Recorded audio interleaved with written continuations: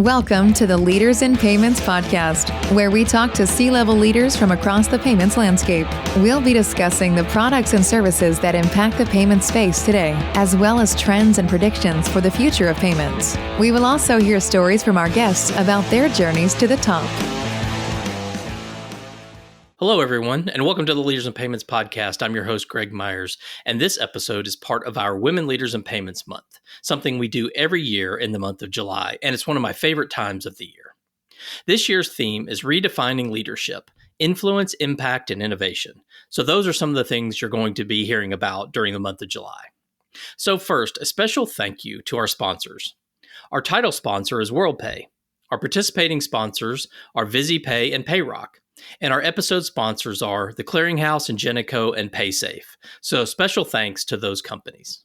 Today, our special guest is Outhay Lovan, the Chief People Strategy Officer at VizyPay. So Outhay, thank you so much for being here and welcome to the show. Thanks for having me. Thanks, everyone. Great. So let's start off with a little icebreaker. So if you could have dinner with any female, whether past or present, who would that be and why? And what type of restaurant would you go to? Oh my goodness. Any female? Gosh, that's a hard question. I would probably list a celebrity of some sort because I'm a geek like that. I've always been a big fan of J-Lo. Even growing up, I've been a big fan just because of more so on her work ethic.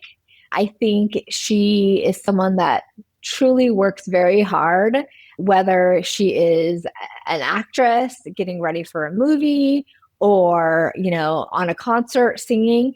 She's not the greatest at what she does, but she is very consistent.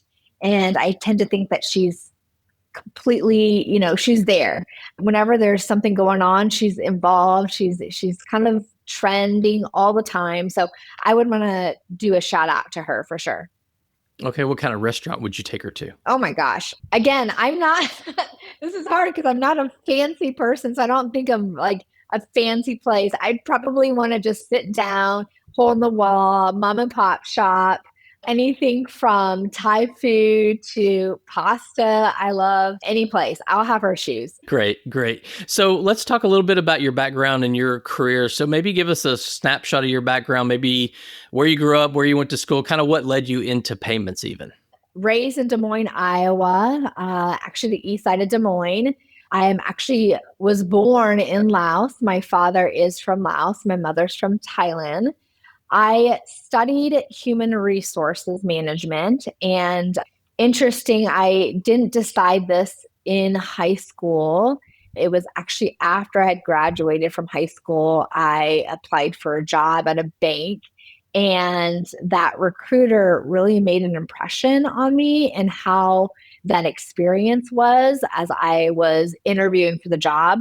So I'm like, okay, this is what I want to do. This is where I want to get into. So I landed into human resource management and love it. How I got into the world of payments is actually an interesting story.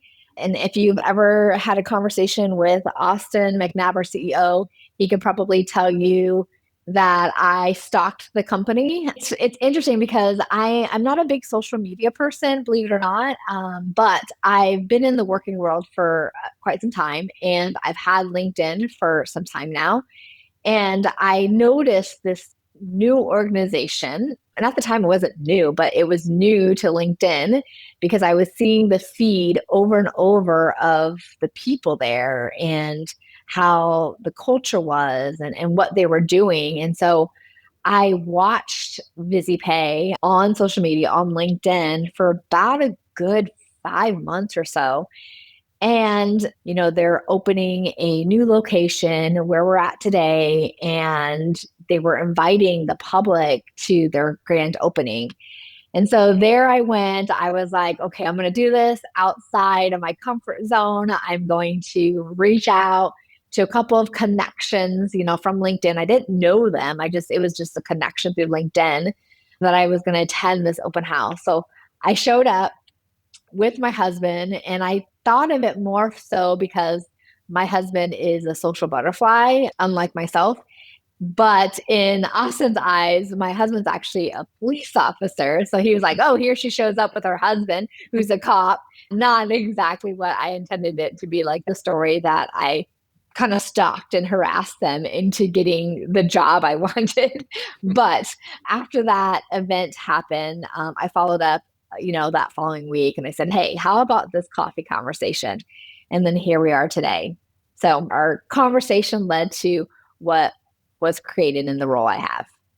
Okay, that's a great story. I'm glad you shared that. And just for those in the audience, VizyPay, I know well, I know Austin well. It's a great culture, what you've built there. It's truly amazing. So kudos to you guys for building that very unique to the payments industry culture that you have. I encourage people to reach out to VizyPay and learn more about that. So back to the question. So kind of another kind of fun question. So you're going to be called up on stage to speak at a conference and you have a hype song. What is that hype song? Okay, so this is kind of like the geek in me. So I'm a big Black Panther fan. It's actually my favorite superhero. And the very first Black Panther movie, there's a song by The Weeknd and Kendrick Lamar called Pray For Me, which just sounds interesting because when you hear the title, but it has some good beats. So I think of that song every time, like, hey, I'm going to do something, I'm going to go after it. And that song just like, it's in my head. Gotcha. That's awesome. So tell us about your role today and kind of what excites you about what you're doing there at VizyPay.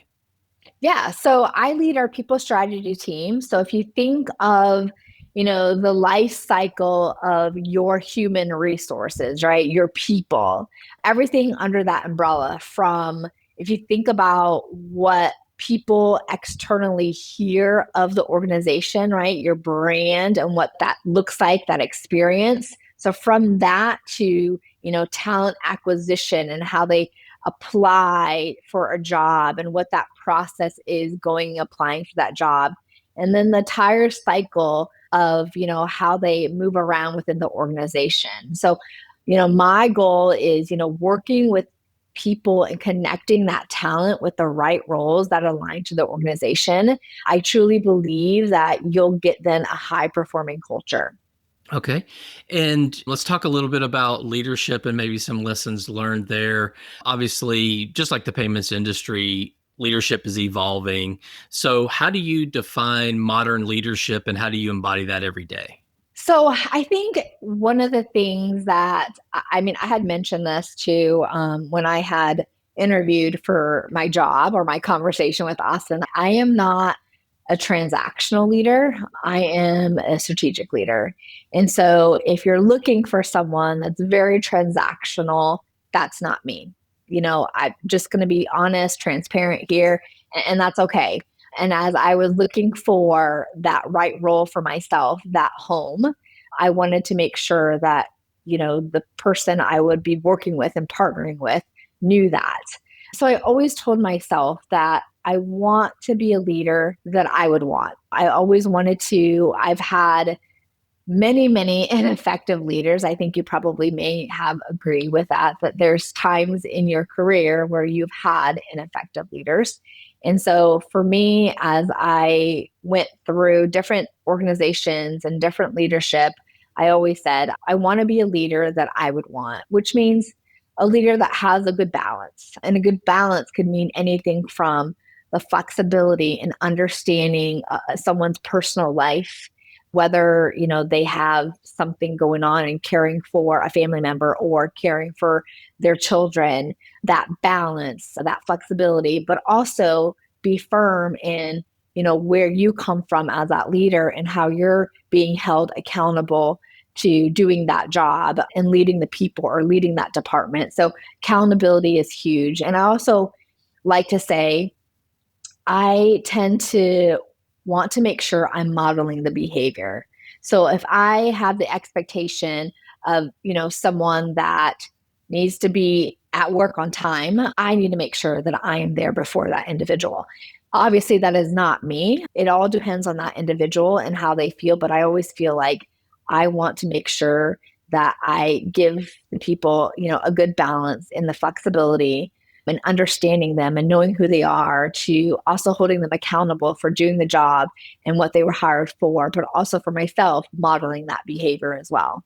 Okay. So when you kind of step back from your career and life and look at it, have you had sort of those defining moments where something happened and kind of defines who you are? I call them like those aha moments. And, some people have them in life and some people have them in careers. And sometimes it's a combination because our, lives and careers are so intertwined these days. But just curious if you've had any of those kind of aha moments and what they were. I probably have had a lot of aha moments.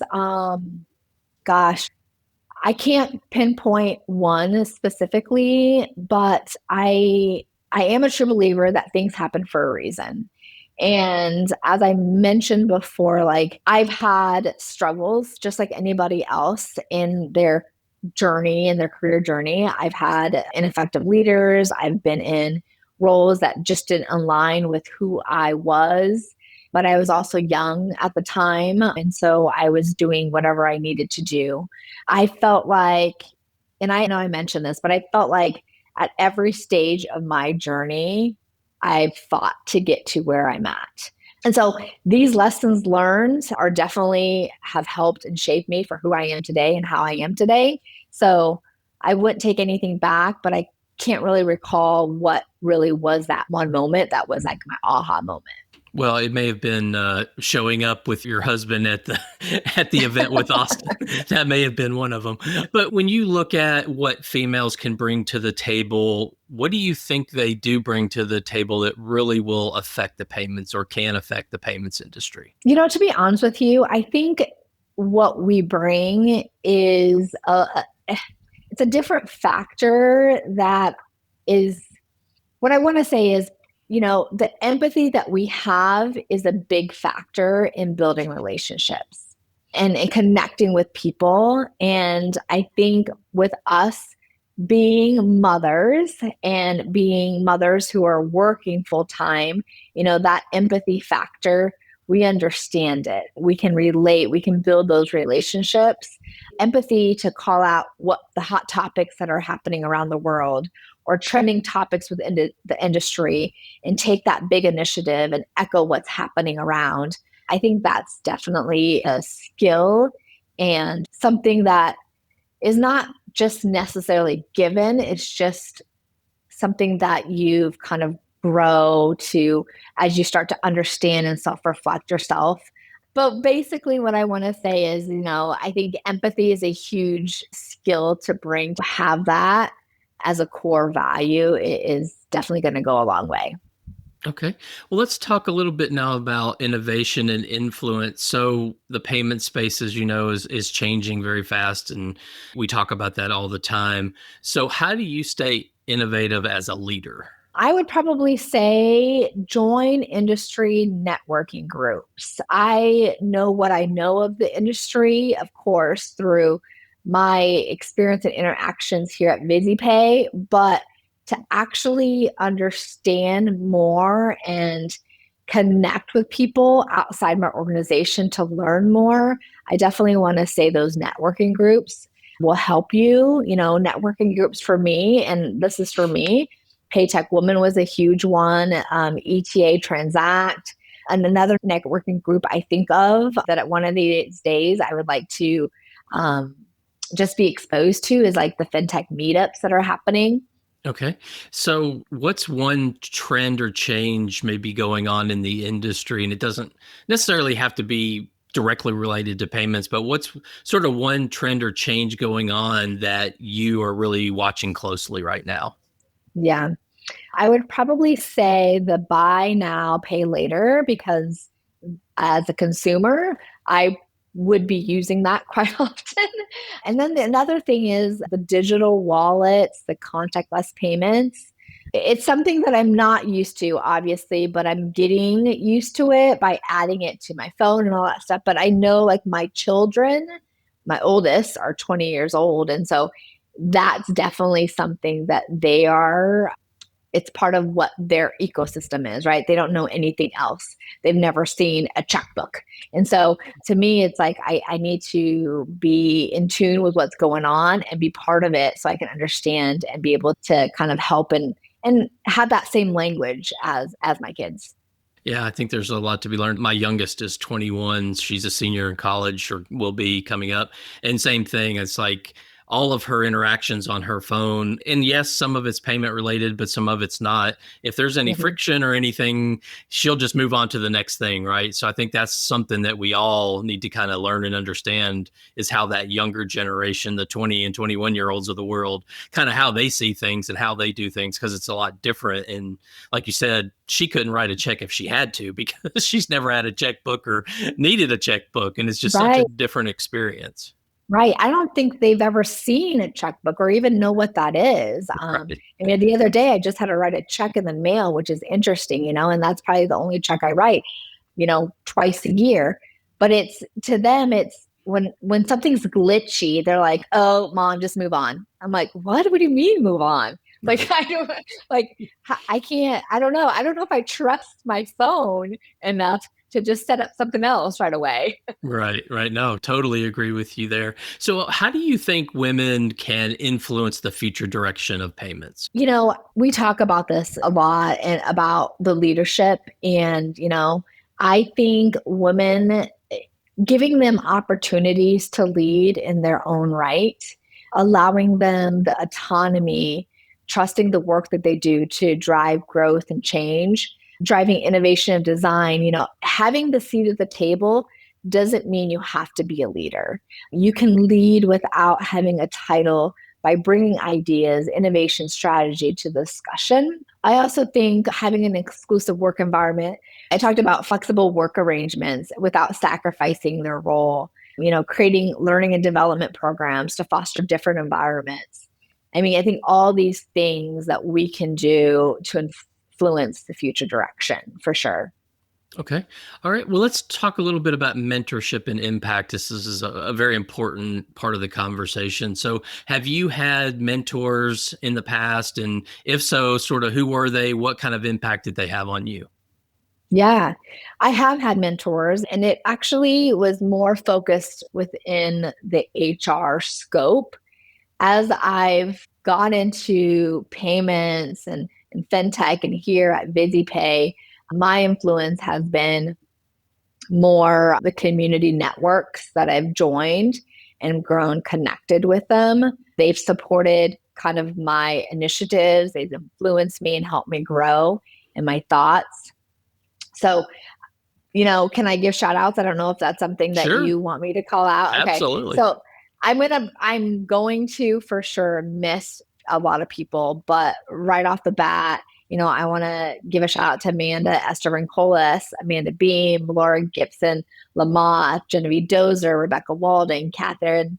She's going to kill me because I'm probably going to mispronounce her last name, but Kamayotek, Linda Say, Wendy Holiday, all these individuals have influenced me in their own certain way where they're supported and help grow, the podcast that I have as well, or they've seen the vision of what I am thinking and help foster it and move it along. So I just want to give mad respects to them.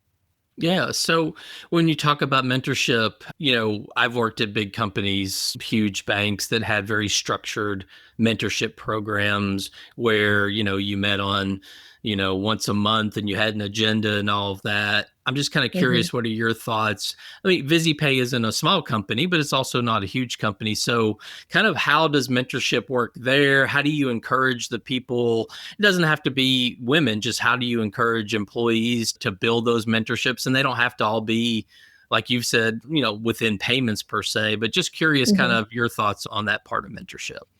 I think mentorship is huge. I think it depends on the individual and how they want the guidance and how they want the support. For us, it's never something that should be forced. And so it has to be a two-way street, just like a relationship, right? So if you're looking for opportunities to grow or opportunities to network, we're providing resources, we're providing tools, but it's up to you of how you take that and carry that on. Okay. So if you could give some upcoming women in payments, maybe they're just starting their careers or maybe they're transitioning into payments, but if you could give them sort of one piece of advice, what would that be? Most likely, I'm going to say be bold, be curious. And I'm going to tell you this from my perspective, like no one's going to fight harder for you to succeed than yourself. And that's why I've always say like every role I've had, I keep fighting my own way. It doesn't seem like I'm really fighting, right? Externally, but internally, I feel like I have to keep going. It doesn't end. And so even after I retire someday, I'm still going to fight. Like there's something I'm going to do to keep me busy, but I'm going to keep fighting to figure out what that is or whatever that next journey is. Okay. Yeah, I think that's great advice, period, just across the board. Yeah. So one kind of final fun question. If you look at your phone and take away any business type of apps, what is the app that you use the most and why? I would probably say, so my daughter is in competitive soccer and I'm always getting notifications within the app that we use for her. And so I'm probably the one that is on it every day just because I don't want to be that parent.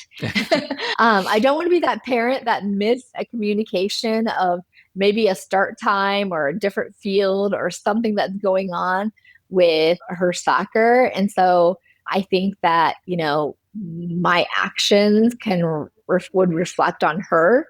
And so that's where I always tell myself, like, I want to make sure I'm on top of it. So I want to say definitely that app that I use for my daughter's soccer. I'm probably on it daily. Okay, great.